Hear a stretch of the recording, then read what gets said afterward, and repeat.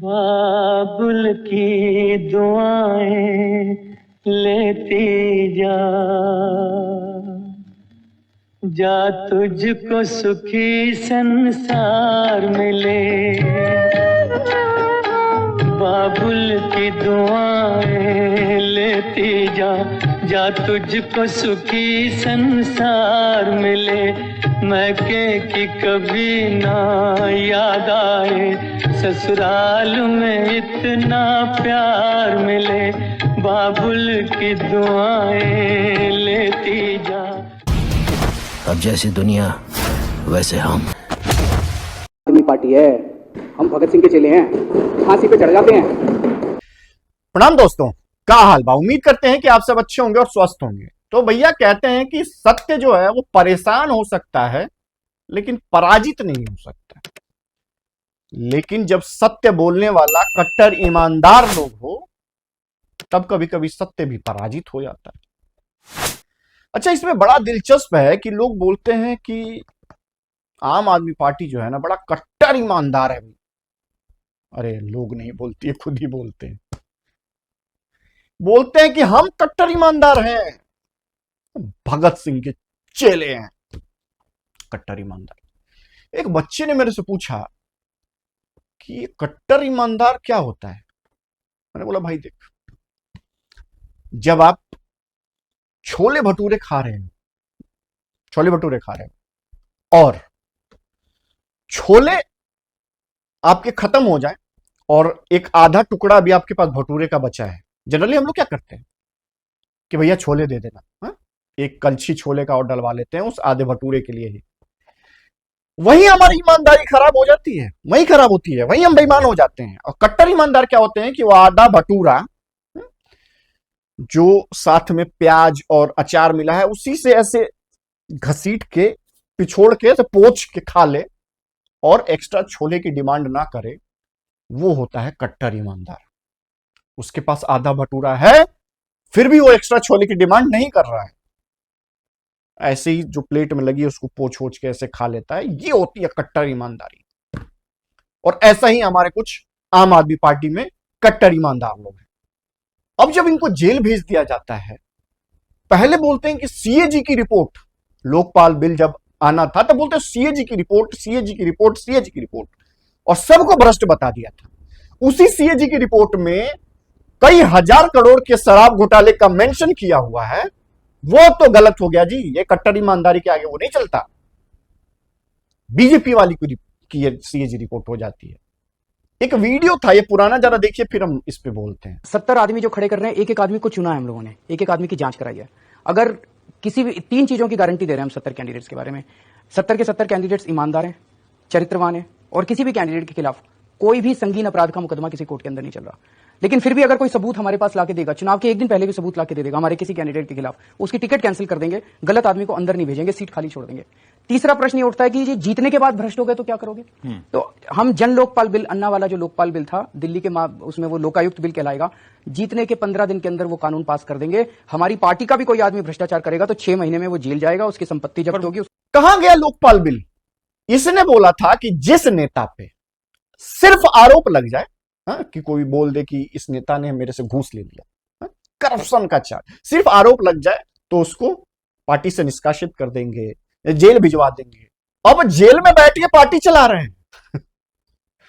70 में से बोला था कि एक पे भी अगर इल्जाम आएगा तो उसको पार्टी से निकाल देंगे, और जब सारे ही विधायक करप्ट निकले तो वो पार्टी जेल से चल रही है। फिर बोलेंगे तो बीजेपी ने फंसा दिया। अरे ये तो छोड़ो, लालू यादव भी बोलता है कि बीजेपी ने फंसा दिया, ईडी का जो है वो दुरुपयोग हो रहा है, सीबीआई का दुरुपयोग हो रहा है, तेजस्वी भी बोलता है। कांग्रेस की सरकार थी जब चारा घोटाले में इसको सीबीआई ने और ईडी ने अंदर किया था, बीजेपी की सरकार थी। मतलब कि एक इंसान यहां से यहां पहुंच जाए और उस पर अगर ईडी की जांच होती है, पैसे मिलते हैं, घपले होते हैं, वो नहीं करने चाहिए, गलत हो रहा है। क्यों? क्योंकि सरकार ईडी और सीबीआई का दुरुपयोग करा रही है। वैसे ही जब सीएजी की रिपोर्ट आती है उसमें साफ साफ मेंशन किया हुआ है कि इतने ज्यादा जो अमाउंट है वो कहां कहां किस तरीके से घोटाला हुआ है, सब रिपोर्ट गलत है। अच्छा, एक चीज और है, मेरा सवाल था कि इस समय जो अरविंद केजरीवाल को गिरफ्तार किया गया, वोट बैंक की राजनीति हो रही है ना दिल्ली में अपना कब्जा करने के लिए। कब्जा ही करना होता तो इलेक्शन का वेट करते, 9 समन, 9-10 समन का इंतजार करते हैं, 10वां नोटिस भेजा गया। जब तानाशाही करना होता है, जब अपनी गुंडागर्दी ही दिखानी है, जब ईडी अपनी है, ये सीबीआई अपनी है, तो पहले और दूसरे नोटिस में उठा के जेल में नहीं भेज सकते थे? भेज सकते थे ना। 9वें नोटिस का वेट क्यों किया? 10वें नोटिस का वेट क्यों किया? ऑफिशियल तरीके से जो चल रहा है उसको अगर बोल रहे हो कि बीजेपी करा रही है, तो बीजेपी पहले नोटिस पे भी गिरफ्तार करा सकती थी।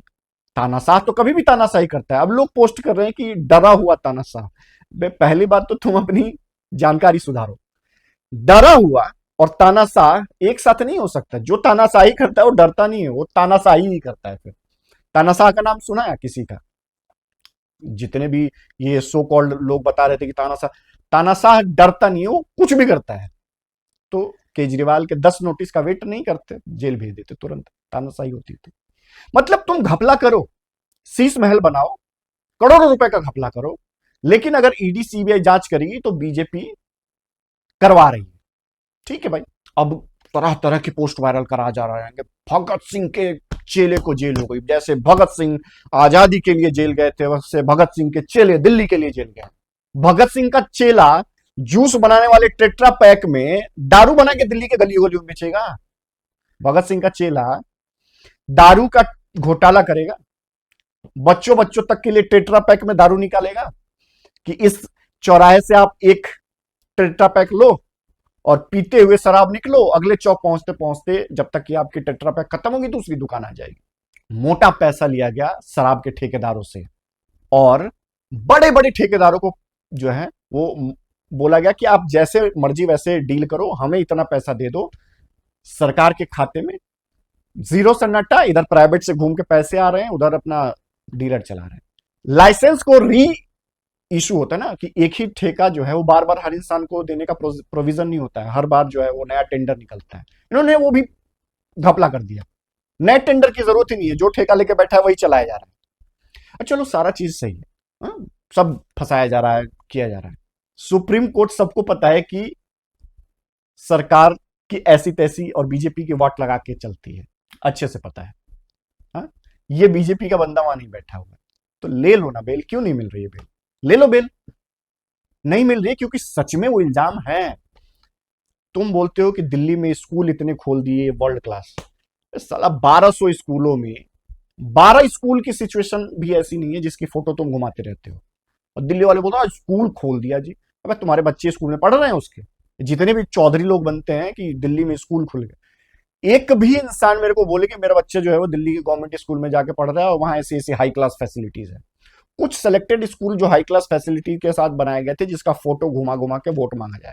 स्कूल घोटाला, कौन सा डिपार्टमेंट में घोटाला नहीं हुआ? यमुना साफ कराने के लिए केंद्र सरकार से कई सौ करोड़ रुपए का बजट पास हुआ, पता ही नहीं चला कहां गया वो बजट।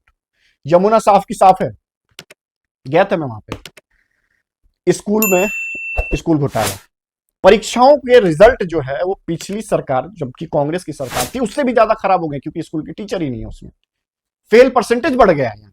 और कौन से डिपार्टमेंट में घोटाला इन्होंने नहीं किया?